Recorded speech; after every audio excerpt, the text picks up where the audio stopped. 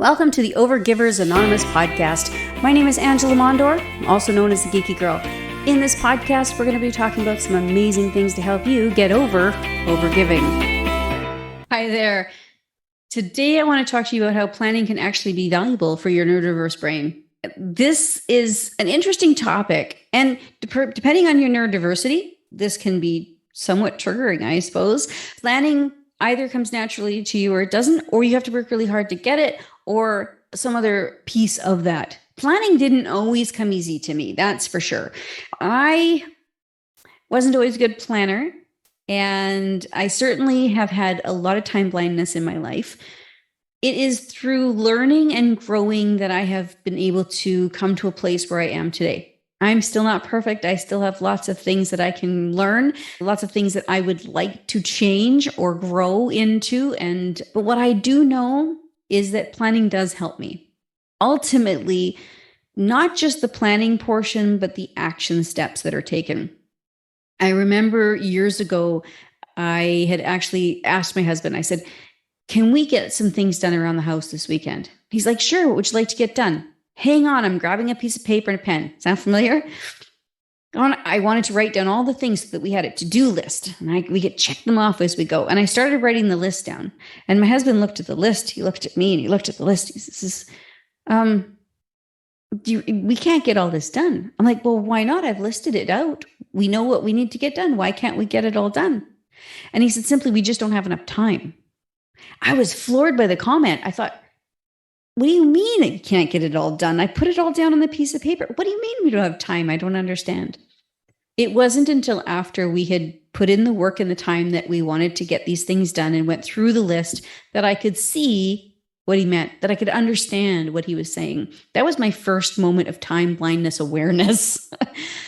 I realized that there was something about my inability to see how long things would take and my inability to get the things done I wanted to get done.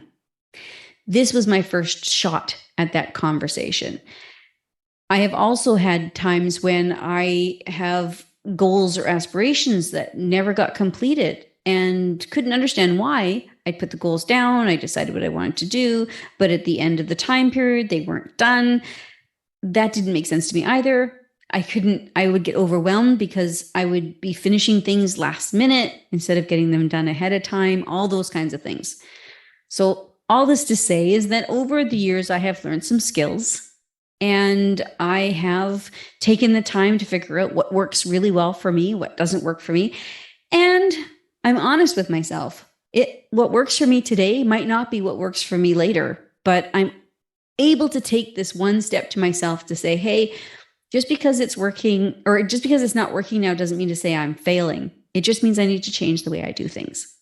So if you are feeling that way, if you're often overwhelmed or uncertain about how to tackle your tasks, or you're struggling with how to make decisions and prioritizing your workloads and stuff, don't worry, you're not alone. A lot of us, and especially those of us with neurodiverse brains, can struggle with these challenges. Sometimes we even struggle to the point where we plan them out in so much detail that it's too detailed, and then we can't even get started. So there's kind of a flip side here. Either we don't plan enough and we're overwhelmed by all the things that need to get done and we are always behind, or we're trying to plan out far too many details and that causes the overwhelm because there's too many things to get. It's just a nightmare. So instead, it's important to think about your own brain, what works best for you. And if you don't know what the answer is, that's fine. Just start somewhere. Somewhere is a good place to start. Choose one thing and try it out. So that's what's important. So when you're looking at trying to reduce your overwhelm on these kinds of things, especially when you're looking at this long list of tasks, you're like, I have to get all these things done, but there's no parameters around it. How do you know what's important? How do you know what's urgent? When I was working corporately, of course, I know I've talked about this a lot, but Stephen Covey and the 7 Habits of Highly Effective People has been very, very valuable to me and to my brain throughout my journey through working, not just corporately, but also in my personal life. And he has a quadrant system that's urgent, not important. There's 4 quadrants, and basically everything we do fits into one of these quadrants. So if you haven't heard of the quadrant method, you might want to go check that out. That is certainly one way that you can look at what's urgent or what's not important, basically to tell you whether it's really important. Like urgent is like my house is on fire. Q1, my house is on fire. But Q4, which is not urgent and not important, is like watching TV, right? So it allows you to sort of see things in a different way, to be able to put things into different quadrants. That's one way to look at what's important and what's not important. So it doesn't matter what your neurodiversity is, what your diagnosis is. At the end of the day, a diagnosis is only what it is. The way that we use, the way that we interact with the world is what's important. So I've been diagnosed with ADHD and OCPD, but maybe I have autism. Who knows? Didn't get the diagnosis for it. But sometimes I hear things and I think, that kind of fits. To me, it doesn't matter what my diagnosis is. All I know is that I don't have a neurotypical brain. And instead of trying to worry about what kinds of things I should be doing or how I should be behaving, I want to look at what works for me and what doesn't work for me. And then from there, I can decide what I'm going to try in order to make it better.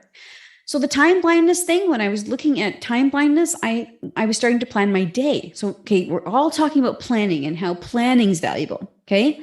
I would plan my day, and in pencil, I would say, I'm going to do these things, and I would give them time frames. That allowed me two things. First of all, it allowed me to see how many things I could actually get done, because I could look at the calendar and say, if that takes an hour and this one takes a half an hour and this one takes 2 hours, I can literally see on the calendar how many hours worth of work I could put in there. And then after each task was done, I would write over it in marker and a fun color or pen and say how many hours or how much time it actually took. So then I could see what I thought it was going to be and what it actually was. That allowed me to get some understanding over my time blindness so that I could see what it looked like. Then I took that one step further. I would plan to do those activities at different times during the day to see whether or not that impacted. So it's like a great big science experiment. So I was writing blog posts in the afternoon, and then I moved it to the morning and found out that when I wrote them in the morning, it took me less time than if I was writing them in the afternoon. Oh, okay. That tells me that if I want to do it quicker, I should probably do it in the morning. My brain probably works better at that activity in the morning. From now on, I'm only going to do them in the morning. When you start to look at your time that way, when you start to actively see where things fit, it gives you a better idea. Creating a plan becomes easier when you break it down into smaller pieces and more achievable steps. So if you're worried about creating a plan for your business, worrying about your time blindness, worrying about a long to-do list, if you're trying to do it all at once, it's going to be overwhelming again. So take one thing at a time. What is the one thing that's maybe irritating you the most or causing you the most trouble? Take that one thing first and then figure out, what can I do to change this one thing? Okay. So it can provide you with some structure and some routine when you're planning, whether you're planning your year, your quarter, your month, or your week. There's lots of different ways that you can use these planning techniques to provide that structure for you so that you can also make sure to build some really great habits for yourself. A really great book is The Atomic Habit, or Atomic Habits. Anyway, that book is fantastic. It talks about habit stacking, which is really, really good, especially if you have some habits that are working for you and you're trying to build new ones. So I want to check that out if you're looking at the habit piece of creating a plan. But, you also want to think about, what is it that I need to help with reducing this overwhelm? And planning can also help to improve your time management skills, like I talked about. You can help with allocating time for certain things, where you do it most effectively, all of those kinds of things. But putting time constraints on your deadlines.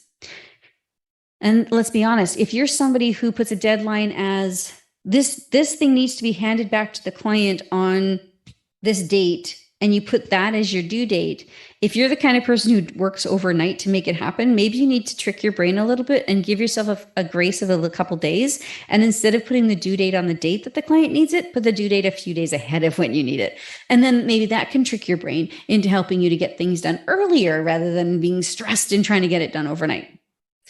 Doesn't usually work for my brain, because my brain's like, yeah, I know I got 3 extra days. But it works for some people, so you can give it a shot, right? You never know what's going to work unless you give it a try, unless you try it out yourself and figure out what works for you.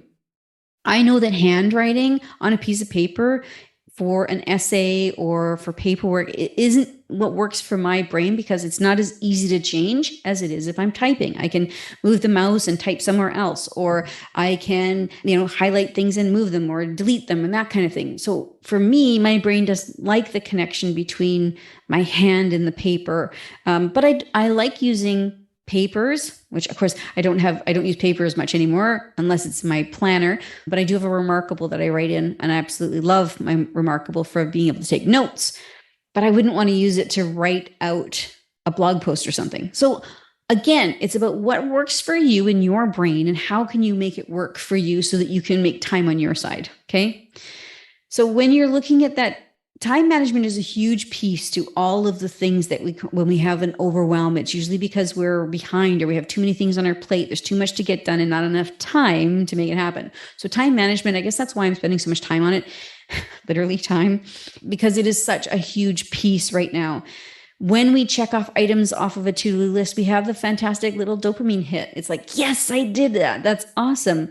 But at the same point, if you have so many things on the list and you can't cross them all off and you have to keep moving them from week to week to week, you're taking away from the positive of the dopamine hit because you're constantly going, oh, here's that task again. Oh, here's that task again. So understanding how much time you have and how much you can put into that time is really important so you don't overwhelm yourself.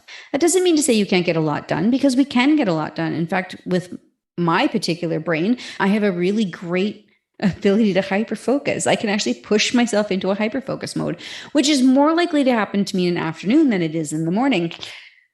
Know what works for you and how your brain functions, not just from, how your brain works, but what you do and how you can make your brain work the way you need it to. So certain medications, right? That's important. Are you on medications or not? And how do they work for you? Food is a medication. Let's just be honest. What kinds of food are you eating and how does it impact the way that your brain works and that you function? And there's so many pieces to this. And again, pick the one thing, right? So planning out your meals might be really important to you. Planning out your schedule and how you move through the day. I have a Google Home behind me that I love. It actually will fire every hour during the day and tell me something different. So sometimes it says it's time to get up and stretch. Sometimes it tells me to go get some water. Sometimes it tells me a joke. It's important for me to have that going on in my background because it helps me to keep track of the time throughout the day. If it's not going off, I can really lose time and not realize how much time is passing. Okay. So whatever works for you, setting alarms on your phones, setting alarms on your mobile devices, your watches, whatever, play with a few different things. Again, one thing at a time. Okay. So this is all the things I've done over the years. So it's not something that I do like all at one time.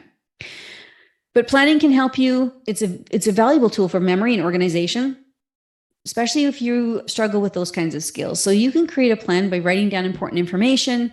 And sometimes writing will help you to recall the details of something. So it's not just coming in through your eyes, but you're also physically writing it down. It can help you with that brain connection so that things stick a little longer. One thing that I like to do is actually use a physical planner to write things down. I also have it as a digital copy in my Remarkable, but for me, I really like the physical copy of the book better than I do the Remarkable version. Again, personal choice. But I like the idea of writing down the physical things that are happening inside the business. And of course, then I take those things and I put them into ClickUp because ClickUp's my brain. So that's another way that you can help to do those kinds of things. But making sure you take the big items and break them down into smaller pieces and break them down to even smaller. It's really important that when you look at a task that you have to get done, that it doesn't go, how do I get that? Your brain should never go, how do I get that done? Or how do I get that started? Because the minute you go into, how do I start that? Your brain goes, oh, let me find the answer for that. Whoa, rabbit hole. But if I look at a task and I can see the task and I know exactly what I need to do, I can take action right away. So everybody's going to have a little bit of a different idea of what that looks like for you. Some people, they can write a blog post on XYZ and they'd be like, okay, no problem. Off they go. Other people might need it to be broken down in write the outline for that blog. Now write the blog post, like whatever works for you in your brain in terms of getting to a point where you're not asking yourself, how do I start? Okay. The same thing with your goals. You break down those goals, you plan out all of the things that you need for the goals and break those down into smaller and smaller tasks so that you don't have to go, how am I going to make it to that goal that I have at the end of the year?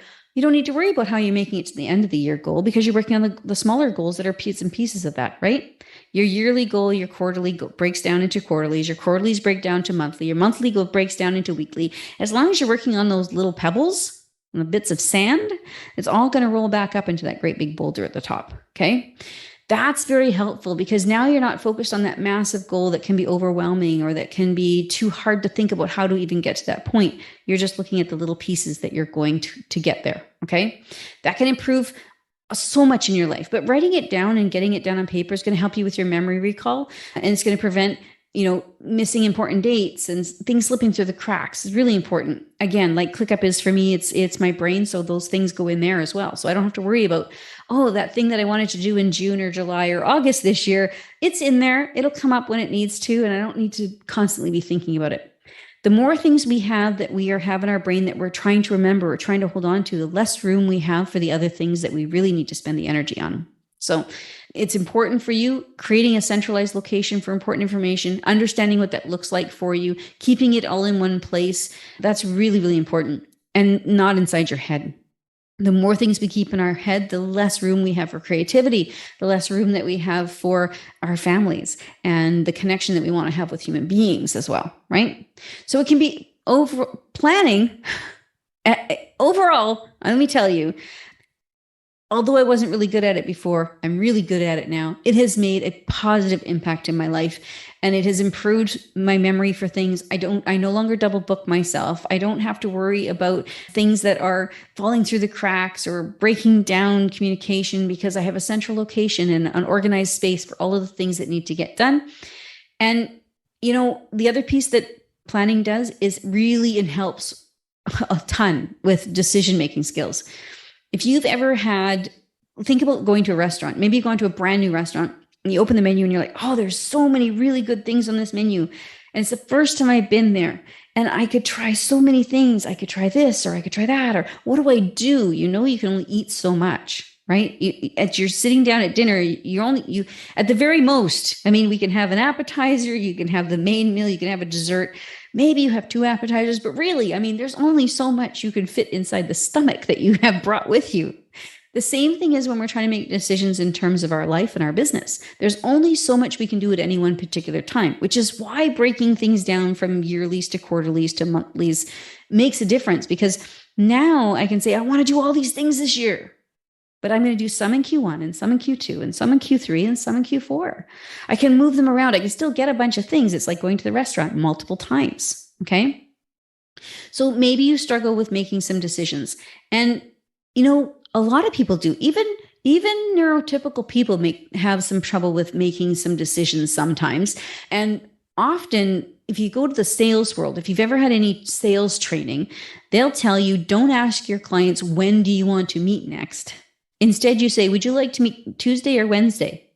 Oh, Wednesday? Fantastic. Morning or afternoon? You never give anybody more than 2 choices. Okay? That is it's like a golden rule in the sales world.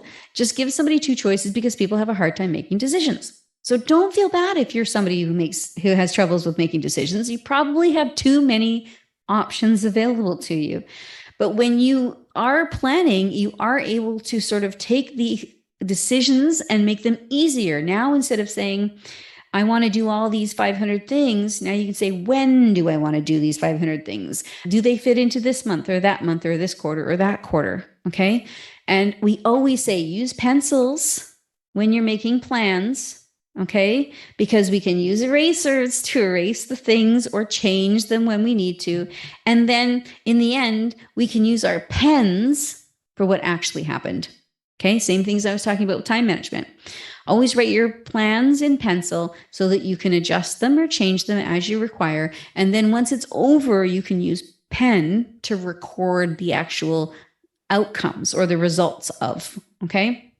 So providing a structured framework when it comes to making decisions in planning is important. So if I plan my year, my quarters, all right, and I decide what I'm going to accomplish. If I have a brand new opportunity come into the business and somebody says, hey, we want to work with you, or would you partner with us? Or maybe here's an opportunity for you to speak at a convention, or whatever the case may be. Something comes up inside your business. You have the ability to go, does that fit my plan? Okay. Now you're not saying, do I want to do it or don't want to do it? It's just, does it fit my plan? This one thing could have saved me $10,000 one year. I'm not kidding. I'm not exaggerating. It's the truth. I didn't have a plan for my year. And I had this opportunity come across my desk to join this group program. It sounded awesome. It sounded fun. It sounded like it would be kind of cool. And I signed up for it and I joined it. In the end of the day, it wasn't what I needed. It wasn't what I required to grow the business in the direction that I wanted to go. The course was taking one path and I wanted to take another. And had I taken the time to say, does this fit with where I want to go? I would have probably said no to the course. Now, lots to be learned on that. Okay. First of all, met some amazing people. Amazing human beings in that group program. Love, love, love the human beings that I've met, some lifelong friends there. However, I paid a lot for those friendships because it didn't help my business. In fact, it hindered my business and really, really took my business back quite a few steps. So good friends, bad business decisions. But let's say if I had already done my plan, which I do now, it was one of the biggest lessons. And I had decided what direction I went in, I would be able to ask much better questions even to the person who was offering the program. I could have said, is this going to do this? Is this going to do that? I'm looking at doing this in my business. Is it going to help me do those things? The person would have said, oh no, that's not what we're working on this year. I would have had my answer, but I didn't have that plan going ahead. So it just seemed like it was going to be a good idea. So I jumped. Now that happens a lot.